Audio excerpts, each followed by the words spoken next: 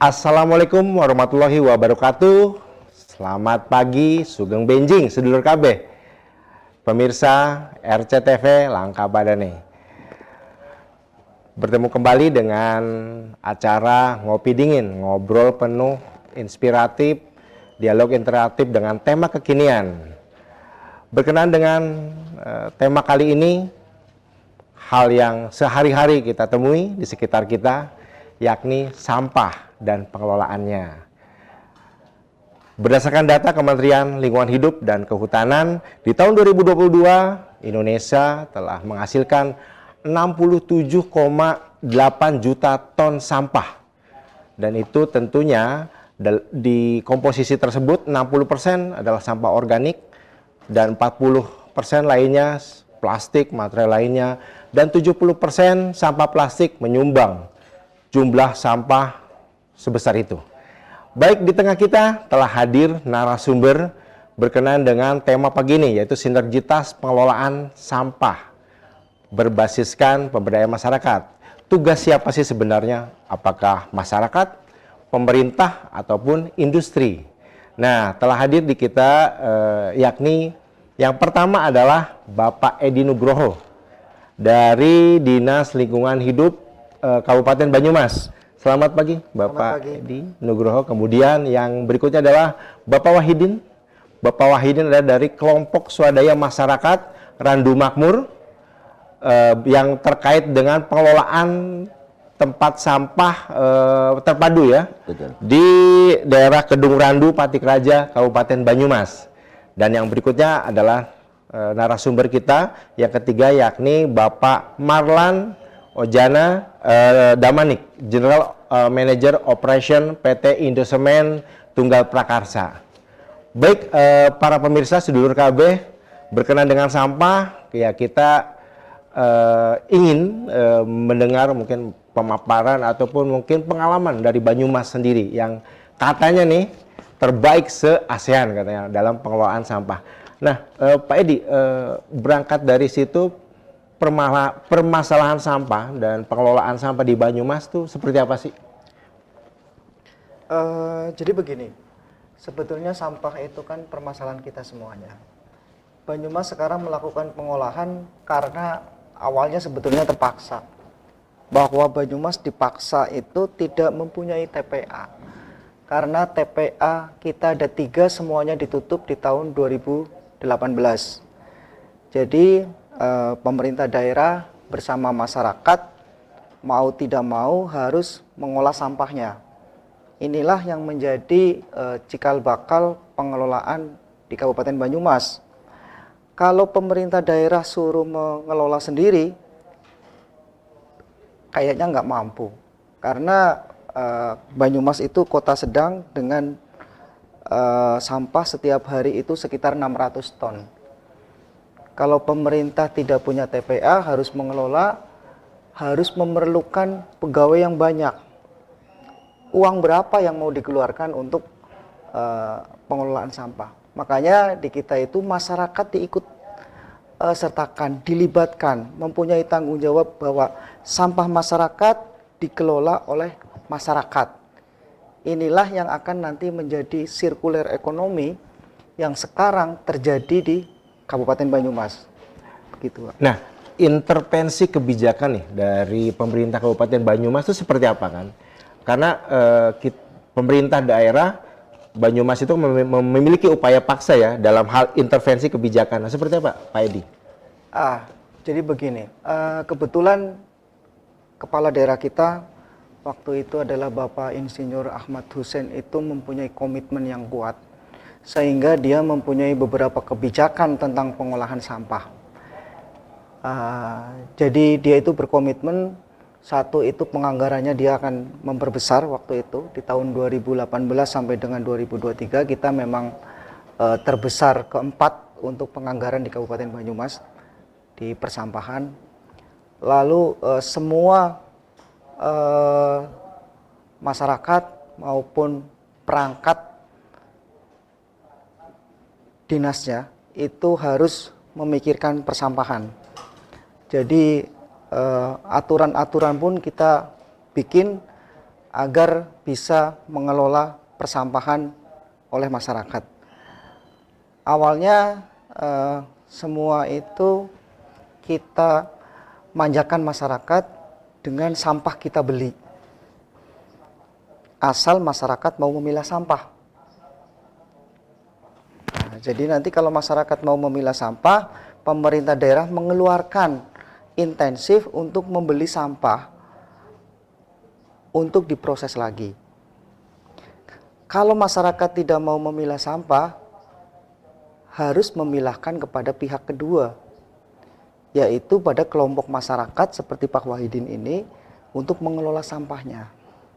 Sehingga pemerintah daerah mempunyai komitmen tidak ada restribusi persampahan atau pembuangan sampah dari warga ke pemerintah daerah. Adanya adalah iuran pengelolaan sampah dari warga kepada kelompok swadaya masyarakat. Oh, jadi bisa dikatakan masyarakat membayar iuran, kemudian menunjuk salah satu pengelolanya untuk sampah mereka gitu ya. Seperti kurang lebih ya, yaitu KSM ya, KSM, kelompok swadaya masyarakat. Nah, ada berapa KSM di Banyumas tuh, Pak? Untuk sampai dengan tahun 2024 ini kita ada 39 KSM pengelola TPS 3R, TPST maupun pusat daur ulang sampah yang tercatat resmi di Dinas Lingkungan Hidup Kabupaten Banyumas. Kalau yang tidak tercatat resmi kita sudah hampir lebih dari 60-an ya Pak Wahid ya. Untuk KSM pengelola sampah ini. Kenapa harus tercatat resmi? Nanti ini adalah untuk pemantauan dan juga pembinaan serta fasilitasi pengelolaan sampah lewat Dinas Lingkungan Hidup. Baik Pak, itu berkenaan dengan sampah ya, pembangunan TPST di situ, ada penolakan nggak sih Pak dari warga itu? Sama seperti kabupaten lain lah, semua pasti akan menjadi adanya pro dan kontra. Masyarakat ketika kita mau bangun di situ mesti ada pro kontra. Ketika masyarakat untuk ikut menjadi pengurus di dalam pengelolaan sampah juga ada pro kontra. Tetapi ini sebetulnya adalah sebuah tantangan. Tantangan kepada pemerintah daerah, terutama Dinas Lingkungan Hidup, ini untuk bagaimana kita bisa mensosialisasikan, bagaimana kita bisa merekrut masyarakat ini agar ikut andil di dalam pengelolaan sampah. Dan alhamdulillah di Banyumas ini hanya dalam waktu jangka 1 tahun ya, masyarakat kita itu sudah mau. 2019 ini sudah banyak yang mau menjadi KSM. Sampai dengan di 2023 ini, 2024, masyarakat itu banyak yang ingin mendaftar menjadi kelompok swadaya masyarakat. Mengelola sampah? Mengelola sampah. sampah. Baik, kita bergeser ke Pak Wahidin. Menarik ya, terkait dengan kelompok swadaya masyarakat yang mengelola sampah. Bisa diceritakan Pak Wahidin? Asal muasal tertarik untuk mengelola sampah ini gimana? Asal muasalnya kan begini, karena dengan adanya program pemerintah daerah Banyumas tentang pengolahan sampah berbasis masyarakat, mendasari daripada perubahan pola penanganan sampah yang awalnya adalah tumpuk angkut buang, programnya kan menjadi pilah sampah, manfaatkan sampah, dan musnahkan sampah di sumbernya, kan begitu. Sehingga dipentingkan pada saat itu, oh ini tidak mungkin selesai di sumber di masyarakat sendiri, gitu kan. Perlu dibentuklah kelompok swadaya masyarakat sebagai bagian dari alur pemrosesan. Karena di Banyumas secara alur kan ada hulu, ada tengah, ada hilir. Jadi kami ini dibentuk untuk ikut menyelesaikan atau berkewajiban atau ditunjuk membantu program pemerintah untuk menyelesaikan sampah. Sehingga kami pada saat 2018 akhir ini dibentuk. Proses pembentukannya tentu melalui musyawarah desa yang paling awal itu ya, untuk menunjuk calon-calon pengurus KSM yang tentunya ya kalau ditawari pada saat itu ya semua orang akan menjawab mungkin nggak mau, kan gitu ya. Di situ awalnya Pak. Nah, setelah dibentuk baru kita akan diusulkan ke DLH Nah, setelah itu baru difasilitasi oleh daerah, baik tempat maupun yang lainnya, termasuk alat-alatnya, mesin-mesinnya. Nah, kita kelompok swadaya masyarakat itu kan utamanya akan merekrut masyarakat atau memberdayakan masyarakat yang pada saat itu ya katakanlah kurang berdaya kan gitu. Khususnya di lingkungan tempat pengolahan sampah seperti di tempat kami. Mayoritas otomatis orang situ. Baik Pak Wahidin, kita tahan dulu nih ceritanya kayak menarik terkait dengan pengolahan sampah berbasis masyarakat khususnya melalui kelompok swadaya masyarakat. Oke, sedulur KB, aja mendis, tetap stay tune di RCTV Langka Padane.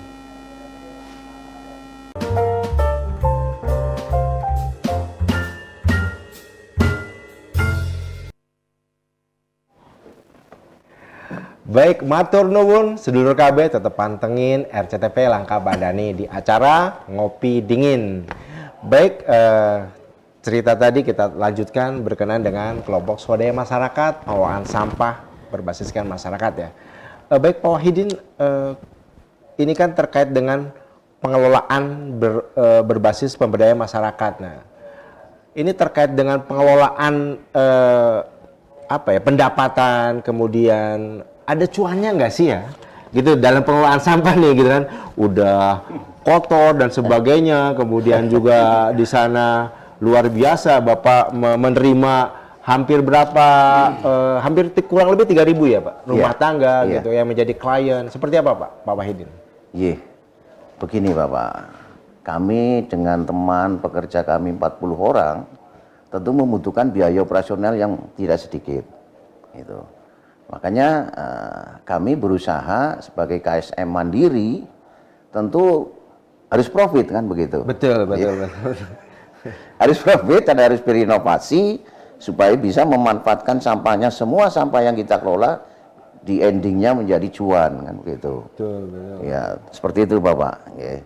Jadi kayak sampah yang kami kelola rata-rata 15 ton per hari itu harus selesai dan harus nanti di endingnya itu industri. Seperti itu Pak. Oh ya. Oke. Bisa di-spill sedikit Pak, barangkali pendapatan paling rendah setara UMR Banyumas nggak nih? Iya. Kami menerapkan UMR Banyumas, jadi rata-rata pekerja kami dengan upah rata-ratanya itu per bulan 2 juta. Sehingga kami membutuhkan biaya operasional untuk honor mereka atau gaji mereka dari 40 pekerja saja sudah sekitar 90-an juta. Biaya operasional yang lain kira-kira rata-ratanya itu yang kita alami itu 25 sampai 30 juta per bulan. Ya. Operasional yang lain itu antara lain ada listrik, air dan sebagainya lah, BBM seperti itu. Nah, kemudian dengan pelanggan 3.000 pelanggan, sumber pendapatannya dari masyarakat kami sekitar rata-rata 1 bulannya 100 juta. Sehingga masih kurang untuk biaya operasional yang sebenarnya. Oleh karena itu kami harus bisa memanfaatkan hasil pemrosesan kami, hasil olahan kami, sepertinya contoh lah anorganik, ada fursam, ada RDF untuk bisa menjadikan pendapatan atau nilai jual. Nah Pak, ini meliputi wilayah klien ini berapa desa atau berapa kecamatan Pak? Ya, secara cakupan kami ada sekitar 5 kecamatan. Kalau dihitung kelurahan ada 15 kelurahan atau desa. Oke, Pak, sedikit ya dijelaskan ketika datang nih sampah ya, truk sampah datang ke tempat Bapak, itu prosesnya kurang lebih seperti apa sih? Gambarannya gitu. Oh, proses di KSM bekerja sama dengan masyarakat tentu didahului sosialisasi. Ya. Kemudian dilanjutkan dengan mengadakan kesepakatan. Ya. Kesepakatan kerjasama dengan masyarakat. Begitu Pak. Nah, setelah disepakati, kita tuangkan di dalam MOU, kemudian baru akan kita lakukan sesuai dengan hasil kesepakatannya. Contohnya mulai dari pengangkutan, setelah kita angkut, sistem di tempat kami, ada kesepakatan yang layanannya setiap hari, secara door to door, ada yang 3 hari sekali, seperti itu. Nah, setelah kita angkut dari sumber, baru yang pertama secara metode pengolahan sampah di tempat kami, TPST 3R, pertama kan dipilah secara manual Pak. Betul. Oleh petugas pemilah kami yang jumlahnya 10 orang, akan bertugas memilah sampah. Sampah yang akan dipilah di situ adalah memisahkan anorganik dengan residu. Kalau di tempat kami potensi anorganik rata-rata 15% dari sampah yang masuk. 10% menjadi residu. Selebihnya akan kita lanjutkan diproses lagi dengan mesin caca pilah yang namanya gibrik, yang secara otomatis akan memisahkan dua item, salah satunya adalah bursam atau bubur sampah dan juga plastik. Nah itu ada yang high value-nya nggak sih Pak? Kalau Ya. di Ya, apa itu rongsok atau gimana Iya. itu? Iya. Itu lumayan Lumayan. daya jual tinggi. Iya. Itu berapa persen ketika tiap hari? 15%. 15%. Iya. Itu yang langsung dijual kepada pengepul. Betul.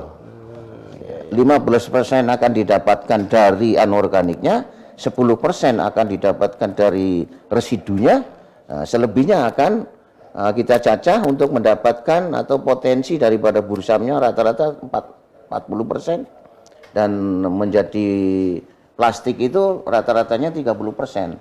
Jadi secara hitungan di kami itu masih ada penyusutan sekitar 5%. Dan itu semua akan kita proses kembali, salah satunya untuk dijadikan RDF. Gitu. Nah, Kan gitu. baik ini terkait dengan RDF nih, kita geser ke Pak Marlan nih ya. Sejauh mana sih industri, khususnya industri semen ya, PT Indosemen itu menyerap terkait dengan RDF ataupun residu dari sampah untuk bahan bakar dalam industri tersebut, Pak Marlan? Ya, terima kasih Mas. Kami Indosemen ini kan salah satu industri ya yang menyerap energi yang sangat besar, ya. Energi terutama fuel ya atau bahan bakar Ya. yang selama ini kalau kita mungkin masyarakat umum sudah tahu kalau pabrik semen itu membutuhkan batu bara. Ya, jadi batu bara yang kita pakai dalam satu hari itu kami di pabrik Palimanan ini khususnya bisa menyerap sampai 1.200 ton ya per hari. Nah, ini tentunya bahan bakar ini kan bahan bakar yang kalau kita ngikutin program pemerintah akan berakhir ya pada tahun 2060. Ya, tidak boleh lagi menggunakan batu bara. Nah, ini kan salah satu tantangan ataupun challenge ya buat kami sebagai pelaku industri, bagaimana kita mensubstitusi bahan bakar ini dengan bahan bakar yang bisa terbarukan, ya, itu menjadi pilihan pertama, atau kedua memanfaatkan ya yang seperti tadi disampaikan Pak Wahidin ya, RDF ya. Nah, ini kan salah satu yang kita sebut dengan co-processing, di mana kita bisa memanfaatkan sampah atau limbah ya bisa menjadi energi. Nah, kami sejauh ini terus terang ya di Palimanan kita sudah memulai mensubstitusi batu bara itu menjadi bahan bakar yang alternatif ya sejak tahun 2004. Ya, ini artinya pabrik Palimanan ini sudah memanfaatkan bahan bakar alternatif itu sejak tahun 2004 atau sekitar 20 tahun yang lalu. Nah, karena kita sudah membangun fasilitas ya sejak tahun 2004, sehingga kita bisa memanfaatkan apa saja yang bisa menjadi substitusi batu bara.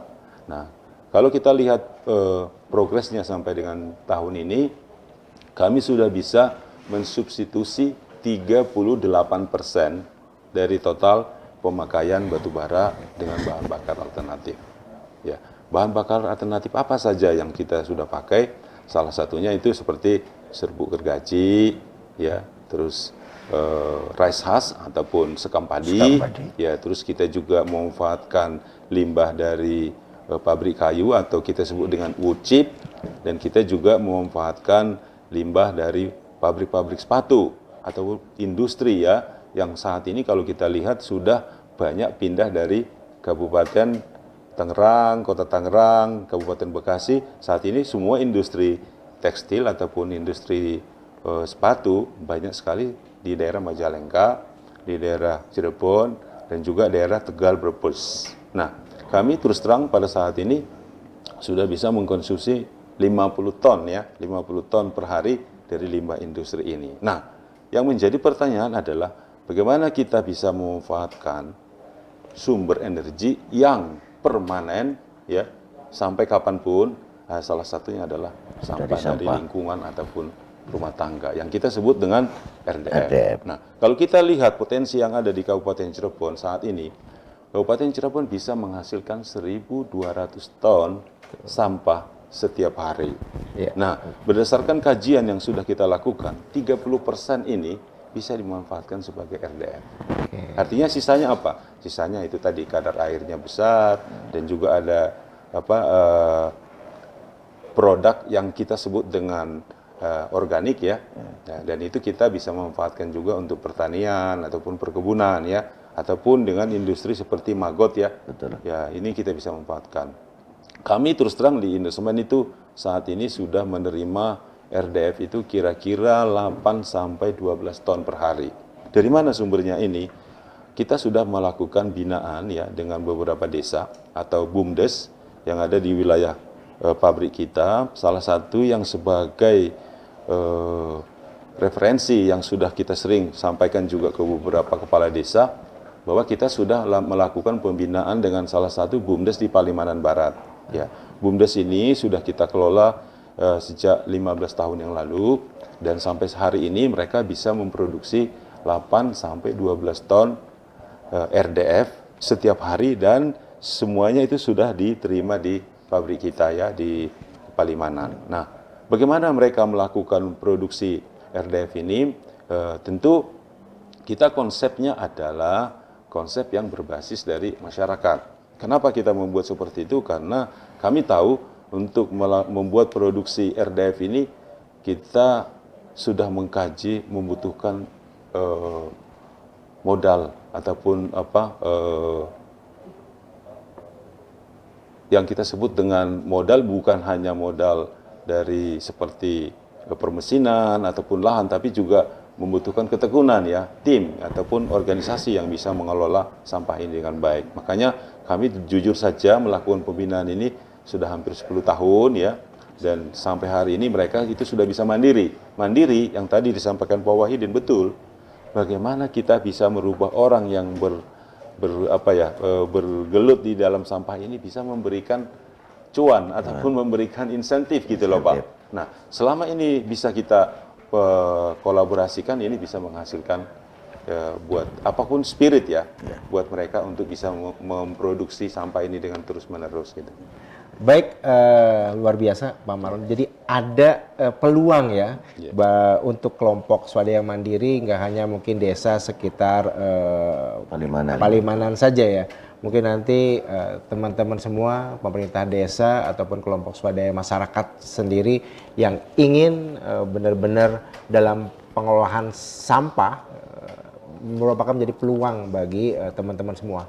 Baik, kita tahan juga informasi nanti untuk cerita lebih lanjut. Aja mendi-mendi, tetap stay tune terus ning Ngopi Dingin RCTV Langka Padane.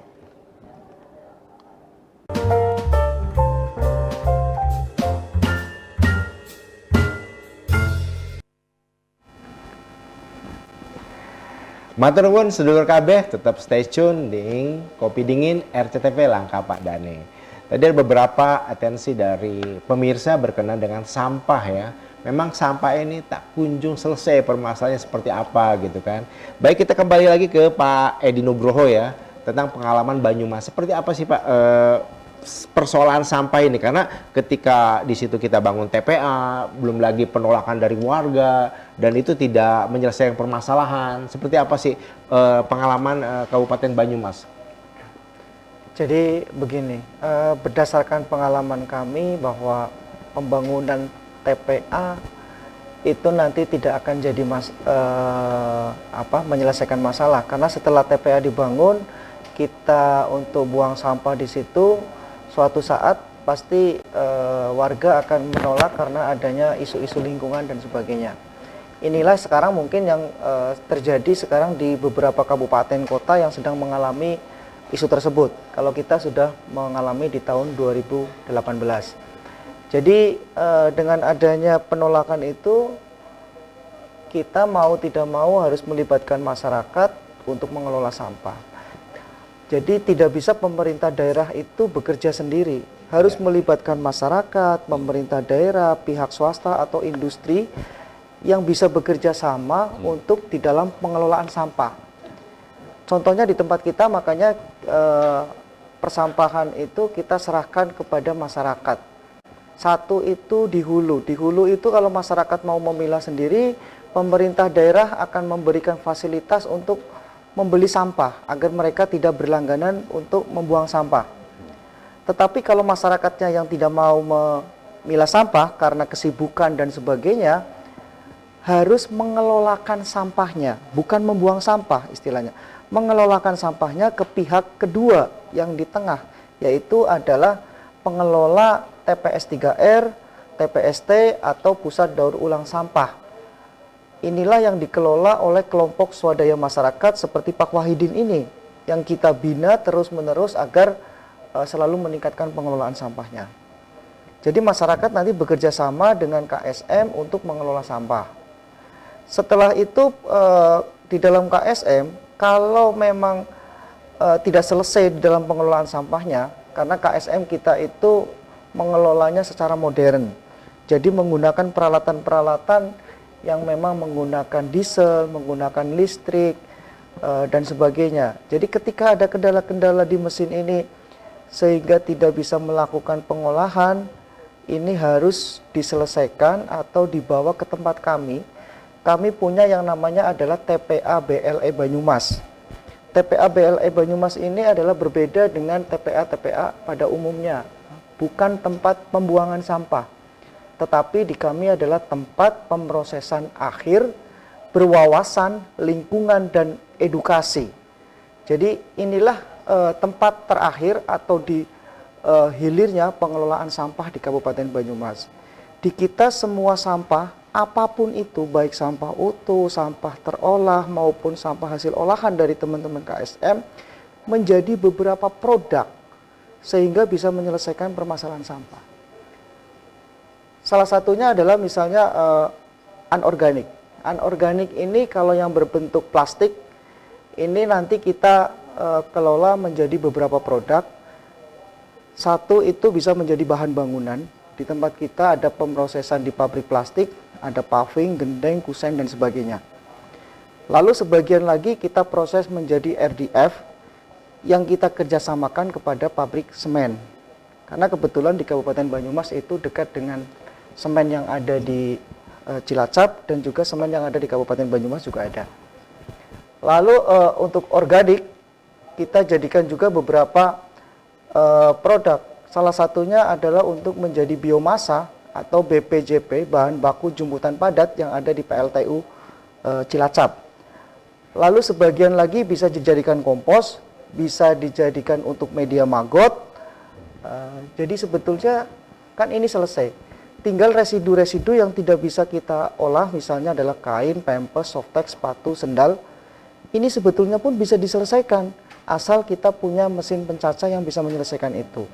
Karena di Kabupaten Banyumas belum punya mesin cacah yang untuk mencacah kain dan sebagainya, sementara memang kita bakar menggunakan pirolisis non-incinerator. Karena kita tidak bisa membuang ke TPA, karena Banyumas tidak punya TPA. Jadi TPA-nya bukan tempat pembuangan akhir ya? Betul. Tempat Pemrosesan akhir. Berbasis lingkungan, dan edukasi. Baik. Nah, ini kan berkenaan dengan salah satu langkah konkret dan real ya, mencabut retribusi sampah. Betul, begitu ya. Nah, itu kan potensi PAD sebenarnya tuh. Ya. Jadi berarti retribusi sampah yang diambil oleh pemerintah daerah itu dialihkan gitu ya. Dialihkan untuk kepada masyarakat membayar mungkin iuran ya bentuknya kepada KSM tersebut. Begitu ya. Betul. Dan itu dalam bentuk regulasinya seperti apa Pak Edi? Jadi gini, ketika kita restribusi sampah itu dari masyarakat ke pemerintah daerah dengan istilahnya iuran pembuangan sampah itu hanya 5.000, PAD-nya cuma berapa sih? Sedikit. Ya.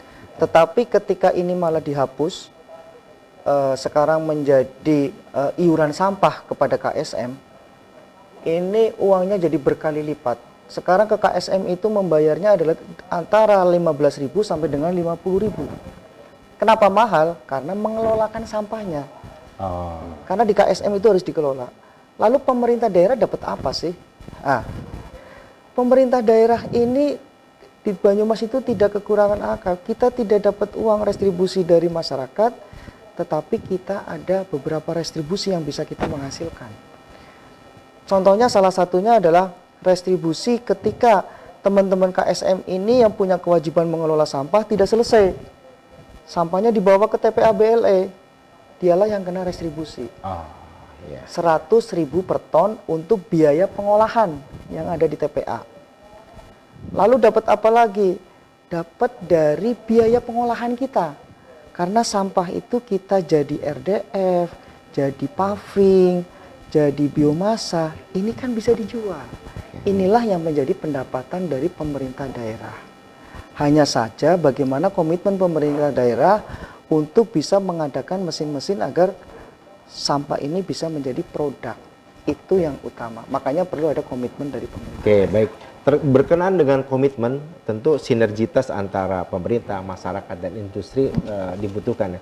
Nah, sinergitas tersebut di Kabupaten Banyumas seperti apa sih? Kan KSM itu kan tidak ujuk-ujuk tiba-tiba mereka terbentuk gitu kan. Mereka modalnya itu dari mana gitu kan? Misalkan tempat pengelolaan terpadunya seperti apa gitu kan. Nah, kemudian mereka mengambil dari door to door, kemudian juga mungkin pengangkutan melalui truk dan sebagainya. Itu polanya kerjasamanya seperti apa? Jadi begini, dari pemerintah daerah awalnya kita itu membentuk KSM ini. Sebetulnya kalau TPS 3R itu sudah ada dari semenjak dahulu. Sebelum tahun 2000 itu sudah ada pembangunan TPS 3R dari pemerintah pusat. Tetapi ini tidak berjalan karena mungkin sistemnya yang kurang tepat, sehingga masyarakat tidak mau ikut mengelola sampah. Makanya kita ketika 2018 bikin TPS 3R, TPST maupun PDU, kita itu selalu sosialisasi kepada masyarakat. Mengajak masyarakat, ayo berdiskusi bagaimana caranya bisa mengelola sampah dengan baik. Masyarakat itu kan banyak, tidak hanya tokoh masyarakat atau masyarakat biasa atau perangkatnya, tetapi di situ juga ada aparat. Kita ajak sama-sama diskusi agar tidak terjadi penolakan. Kita ajak juga jalan-jalan. Jalan-jalan itu perlu. Kenapa? Agar masyarakat itu tahu, oh betul bahwa sampah itu bisa dikelola. Cuman jalan-jalannya itu jangan cuma diambil jalannya saja. Tetapi intinya dari jalan-jalan itu berarti memilah sampah. Lalu kita tingkatkan bagaimana caranya memilah sampah agar lebih baik.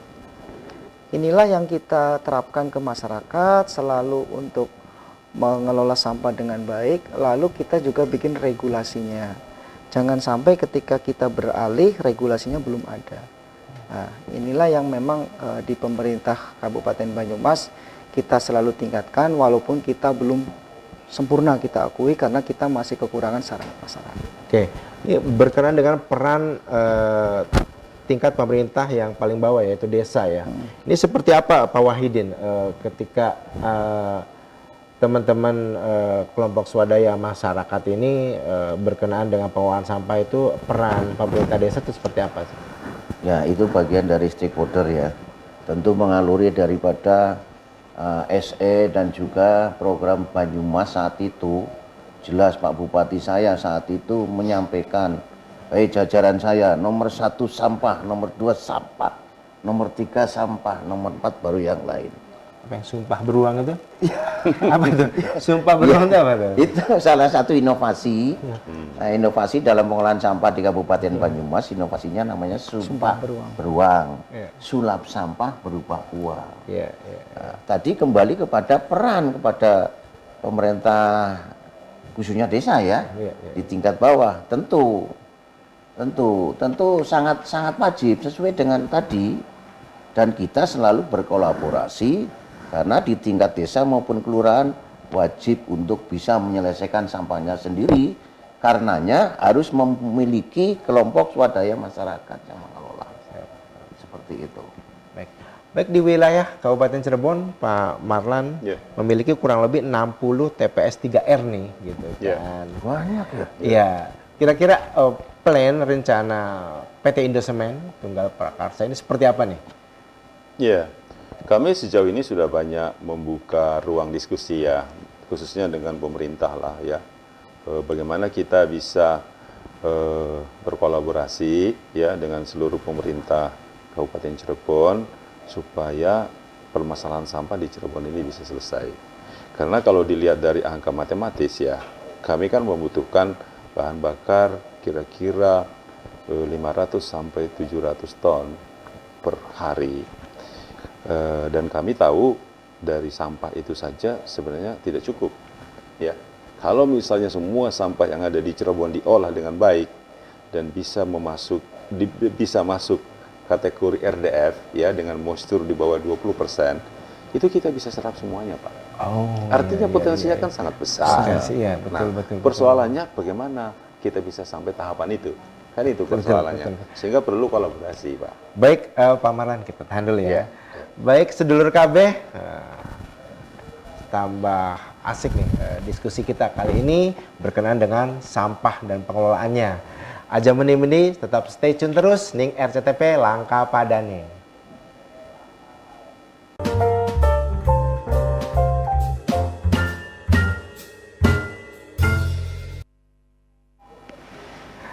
Baik, sedulur KB RCTV Langka Padane, terima kasih tetap setia, tetap stay tune ning acara Ngopi Dingin, ngobrol penuh inspirasi dengan tema kekinian.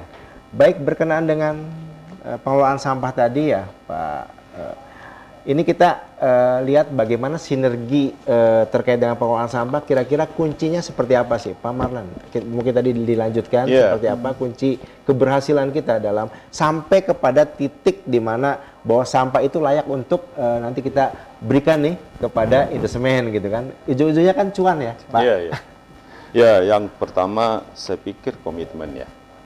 Ada komitmen dari pemerintah, ada juga sosialisasi yang baik ke masyarakat, dan ada juga komitmen dari pelaku industri untuk bisa menjadi off-taker ataupun penerima dari sampah ini. Nah, kami PT Indosemen Tunggal Prakarsa di berbagai unit operation yang ada, baik itu yang ada di Citerep, di Palimanan, di Tarjun ya, maupun di tempat yang lain, kami berkomitmen untuk bisa melakukan kolaborasi ya dengan seluruh pemangku kepentingan untuk bisa menerima sampah RDF ini sebagai bahan bakar alternatif. Ya.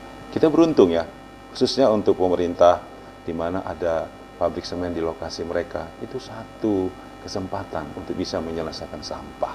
Ya. Khususnya di Cirebon kami mau mengajak itu, mari ya kita duduk bareng ya untuk bisa menyelesaikan masalah sampah. Dan tentu ya, kalau ini kita buat dengan berbasis masyarakat, artinya ada kolaborasi dari banyak orang. Dan itu yang akan membuat program ini berhasil. Kami sudah melakukan 3 desa yang sudah berhasil ya sampai hari ini bisa memproduksi RDF setiap hari, dan kita bayar ya mereka dengan angka yang bagus ya, dan itu bisa juga memberikan sebuah pekerjaan baru ya. Sehingga mereka juga bisa hidup dari satu sektor industri ini. Nah, harapan kita ini menjadi suatu satu barang komoditas ya. Di masa yang akan datang. Sampah itu bukan sampah yang seperti kita bayangkan zaman dulu ya, yang merupakan sesuatu hal yang kita harus hindarin, menjadi problem masyarakat, menjadi isu di tengah-tengah pemerintah juga. Tapi ini mari kita ini olah sampah yang dulu tidak berguna bisa menjadi sebuah barang komoditas ya. Bisa bermanfaat untuk banyak orang, dan bisa juga membantu pemerintah kita mengurangi bahan bakar fosil ya, menjadi bahan bakar alternatif. Mungkin itu dari kami Indesemen, kami terbukalah untuk berkolaborasi dengan siapa juga. Berarti siap membantu nih. Siap. 60 TPS 3R nih ya, nanti coba kita kolaborasikan. Kami yakin bisa semuanya ditampung, Pak. Iya, terima kasih Pak Mar. Nah, kita beri ke Pak Wahidin. Pak Wahidin gimana kunci keberhasilan terkait dengan Bapak yang sudah kurang lebih hampir 5 tahun ya, 4 tahun? Iya, mau 6 tahun ini. Mau 6 tahun, luar biasa. Iya. Kunci keberhasilannya itu apa, Pak? Komitmen aja, semangat yang tinggi, itu dengan orientasi bahwa ini kalau bahasa Banyumas ya, saya sering menerapkan kepada teman-teman pekerja kami, mengedukasi gitu. Karena kami KSM kan tujuannya jelas memberikan kesejahteraan ya. Kan seperti itu, kesehatan dan sebagainya. Tapi lebih dari itu, dengan bahasa Banyumas yang mudah ditangkap oleh mereka, tekuni itu kan. Betul. Bisa menjadi sandang pangan begitu. Karena sampah sudah lagi tidak dilihat seperti ya tadi sampaikan gitu. sampah kita melihatnya, duit ini. Iya. Cuan, Pak. Cuan. Nah, kalau dalam tata kelolanya itu sebenarnya sederhana, Pak. Kunci pengelolaan sampah menurut kami, itu harus dipilah, ya, harus dipilah nih. Yeah. Punya off taker. Yeah. Sudah. Padahal sampah yang masuk ke tempat Bapak itu terkadang bentuknya kayak plastik, di dalamnya kadang belum dipilah ya. Iya. Tinggal tugas Bapak dan teman-teman memilah Iya. sampah tersebut ya. Iya. Itu satu sip tuh, satu hari itu berapa sip tuh, Pak? Satu sip aja saya. Satu sip selesai itu? Sampah klien itu selama Iya. satu hari itu? Iya, satu hari 15 ton itu kan semuanya sudah tersistem, sudah terukur. Penggunaan teknologinya atau mesin yang kita gunakan semuanya sudah terukur.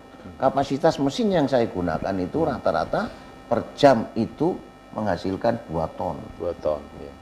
Jadi kalau untuk menyelesaikan sampah dalam 1 meter kubik, saya hanya membutuhkan sekitar 10 menit saja selesai. Sudah terukur berdasarkan pengalaman. Iya. Iya, iya. Ini didukung oleh peralatan perlengkapan di tempatnya Bapak ini apa saja nih, Pak? Sederhana.